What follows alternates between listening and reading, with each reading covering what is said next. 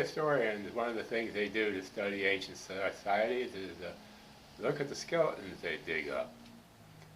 And they go back to before farming, which is like 8 or 10,000 years ago or more. And the skeletons are about 5 foot 10 inches tall. But after farming gets started, they're down to about 5 feet tall. Then they gradually get taller and taller until now when they're back to about 5 foot 10 again.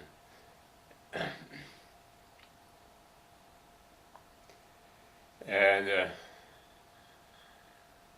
all through this, the aristocracy skeletons have always been about 2 inches taller.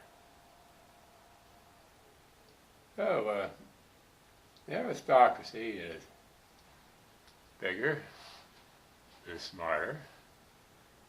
And today we see they live by swindling people. So much for aristocracy. Now, transportation. University of Southern California, Davis has a professor on there. I don't even know his name. He's been doing a lot of history about those economic things. Now, one of the big deals is transportation. Yeah. Now you go back a few hundred years, they didn't have refrigerators and the food was liable to be spoiled. And they like to add a lot of spices to it to make it taste better or be more edible or something. So the spices became very valuable, and they all came from Southeast Asia, the area called the Spice Islands.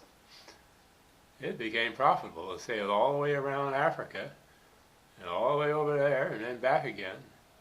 And if you could get a shipload of spices through all those problems, you had it made, because you get an awful lot of money for them. Again, Christopher Columbus was headed for the Spice Islands when he found 2 continents in the way. So this sort of thing has been a major factor, like spices. Now we have refrigeration, and we don't need spices so much. But after the Second World War, it became possible to ship across the Pacific Ocean very fast, large in volume, and they would ship the bodies of trailer trucks over, unload them with a crane, set them on a tractor trailer frame, and off they go to Walmart's. First nation to make a bonanza out of cross-Pacific shipping was Japan, our enemy in the previous war. And they started out, they were making junky stuff, but it made it very cheap, so people bought it anyway. And a little while later, they were making good quality stuff, still selling it very cheap. Now that was proved to be one of the most successful tactics in human history. And Japan recovered plenty with the cheap quality. And of course, the American businessmen had, through the 1930s and 40s, had to deal with unions. Like John L. Lewis took the coal miners from virtual slavery to $20 an hour during that period. And the car unions and other unions, nothing the right-wing businessman hates more than the unions. Because having slaves has always been the route to riches.